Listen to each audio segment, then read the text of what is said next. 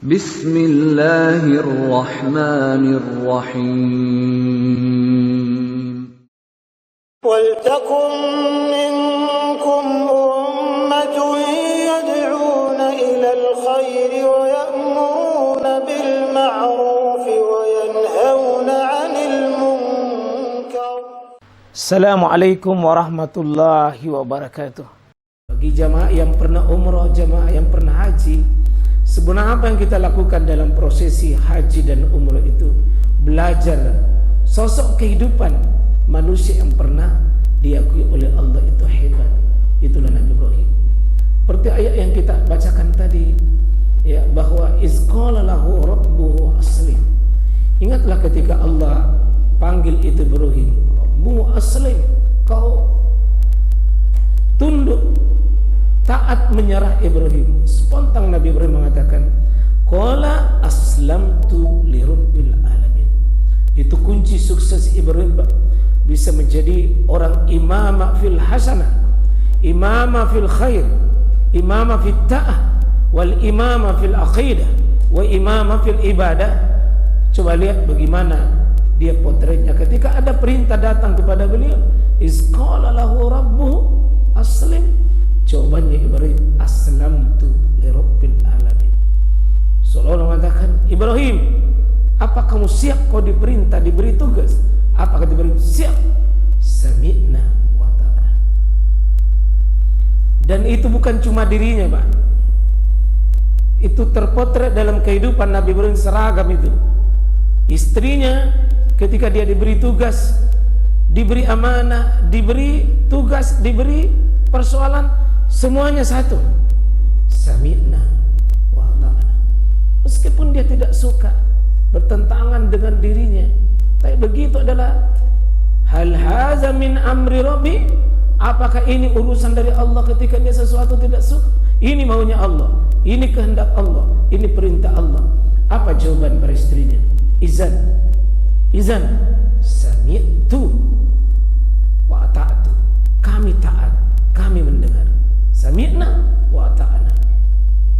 Sami'na wa ta'ana.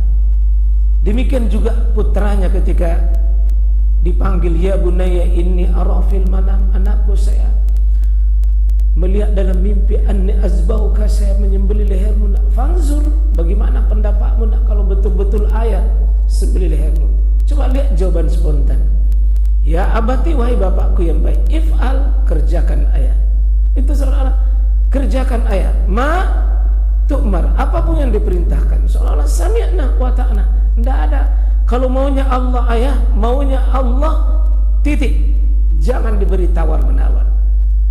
Ya, itu coba bapak-bapak, ibu, saudara, kalau sudah suami model begini, istri model begini, anak-anak model begini, Pak, di rumah tangga, maka pantas Allah mengatakan, innallaha astafa Adama wa Nuhan wa ala Ibrahim. Adam tidak diakui keluarganya, Pak. Nuh tidak diakui keluarganya, tapi untuk Ibrahim, wa Adama Nuhan wa ala Ibrahim, keluarganya Ibrahim masuk dengan dirinya. Bagus kita duduk, Bapak Ibu, dalam sebuah majelis muzakarah, majelis untuk kita saling mengingatkan satu sama lain, ya. Itu majelis untuk kita saling mengingatkan pentingnya untuk kita saling tunduk dan taat kepada Allah dengan mendahulukan syariat Allah Subhanahu wa taala. Rumah tangga ini, Bapak Ibu, dalam hidup kita butuh satu komitmen, satu iltizam, satu semangat besar, satu harapan, satu niat besar, berkomitmen dalam sebuah ketaatan. Hidup ini, Bapak Ibu sekalian, intinya adalah apa yang diperintahkan Allah kepada kita. Coba kita berkata, kalau sudah jelas itu dalilnya, jelas ini maunya Allah, maunya Nabi, sami'na wa ta'ana. Kita mulai dari suami-suami, mulai dari bapak-bapak, kita semua, para istri-istri, anak-anak kita, untuk belajar. Jangan mimpi, Pak, ada Ismail di rumah kita kalau kita belum melahirkan Siti Hajar. Dan Siti Hajar, Siti Sarah akan lahir Itu kalau ada Ibrahim yang sudah mendahulukan Allah dengan segala kemauannya. Nanti mungkin mudah-mudahan kita akan belajar dari bagaimana Nabi Ibrahim itu Allah mengatakan innahu min ibadinal mu'minin. Ibrahim itu adalah hambaku yang sudah membuktikan keimanannya. Ya, Allah mengatakan dalam surah As-Saffat, innahu, sesungguhnya Ibrahim itu bukan sembarang hamba. Ibadina, hamba-hamba kaya, dia sudah menyatakan dirinya adalah sudah diakui ibadinal mu'minin. Allah umumkan imannya itu berubah, bukan iman pengakuan palsu, tapi iman yang ada pengakuan dari Allah. Allah mengatakan betul hambaku itu adalah hamba yang taat, hamba yang soleh, hamba beriman. Kita uji coba Pak ya, Zulqa'dah ini mempersiapkan diri bagaimana menjadi watak-watak Ibrahim. Kurang lebih ada 10 amalan ke depan yang mesti kita persiapkan. Mulai ini nanti 1 Zulhijjah, jangan memotong kuku. Ini perkara-perkara sepele, apa hubungannya itu dengan, tapi kalau Allah mengatakan, kalau Nabi SAW mengatakan iza dahaltil asyr wa arada ahadukum ayyuda'i fala yamassa sya'rahu wa basyarahu wa azfarahu. Kalau sudah masuk 1 Zulhijjah ada larangan. Ya sami'na wa ta'ala. Jangan terlalu banyak dipikir-pikir bilang bagaimana. Sami'na wa ta'ala. Kalau jalinnya jelas. Itu sahih Imam Muslim 3 hadis. Bagaimana kita berpuasa? Karena Rasulullah SAW yasumu tis'a min Zulhijjah. Bagaimana itu membiasakan Nabi puasa 9 hari di bulan Zulhijjah. Kemudian Nabi banyak ya fa'aksiru bitakbir wa tahmid, memperbanyak lafaz-lafaz zikir ibadah dengan takbir dan tahmid sejak 1 Zulhijjah. Ya, kemudian bagaimana Nabi Ibrahim alaihissalam itu melatih kita, mengajarkan kita dengan banyak memperbanyak pengorbanan, terutama sedekah-sedekah kita yang terbaik.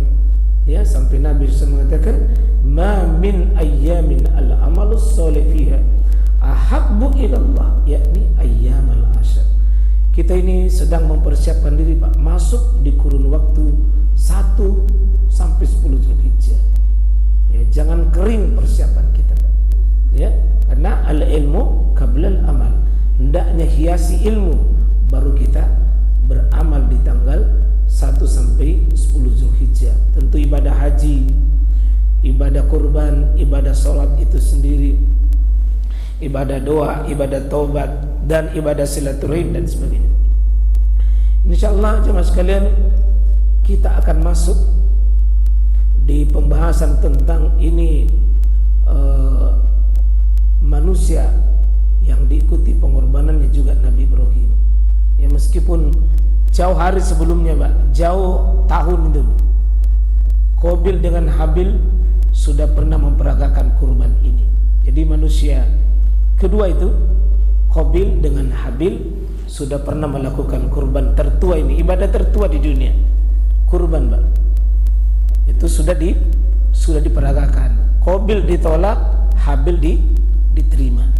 Itu kurban, tapi kurbannya umatnya Nabi Adam Pak tidak sama dengan kurban umat Nabi Ibrahim alaihissalam. Kalau yang diteruskan oleh Nabi kita Muhammad adalah kurban syariat dengan Nabi Ibrahim alaihissalam. Ya, tapi intinya sama, membuktikan ketaatan kepada Allah Subhanahu wa taala. Kita masuk di sini. Anil Bara ibni Azib radhiyallahu anhu, ini hadis Al-Bara bin Azib. Ya, Al-Bara bin Azib radhiyallahu anhu. Para sahabat ini beliau mengatakan hatabanan Nabi sallallahu alaihi wasallam, Nabi berkhutbah kepada kami. Ya, Nabi berkhutbah kepada kami. Kapan itu? Yaumul Adha, pada hari Adha itu, pada Idul Adha. Ya, ketika ba'da salat, sesudah salat itu, ya dia sudah melihat sesudah salat itu sudah ada kurban. Ya, sesudah salat itu sudah lihat sudah ada kurban, berarti dipotong sebelum salat itu. Apa nasihat Nabi waktu itu? Man shalla salatana, ya siapa yang salat sebagaimana salat kami, wa nasaka, dan dia berkurban. Nasak ini penyembelihan biasa kita ucapkan qul inna sholati wa nusuk.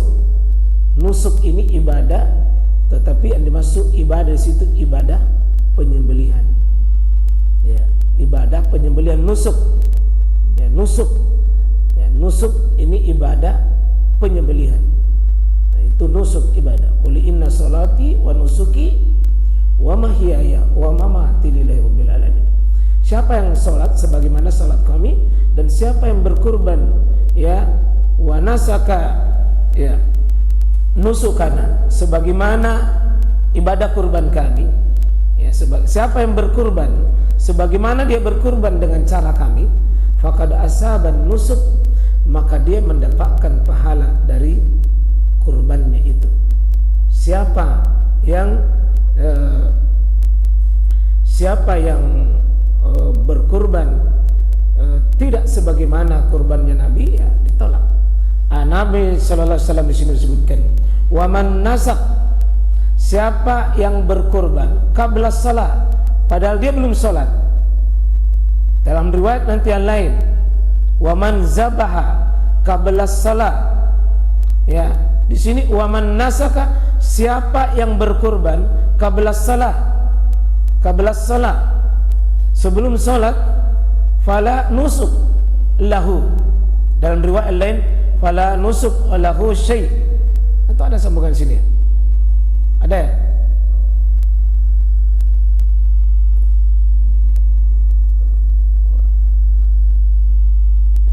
Jadi ini yang di garis merah Pak, sengaja dikasih merah ini supaya ini fokus kita. Ya. Ini sengaja di fokus kita ini. Wa man nasaka qabla as-salah fala nusuk lahu. Siapa yang berkurban tapi belum salat, berarti tidak ada nilai daripada tidak ada nilai nusuknya itu, tidak ada nilai kurbannya.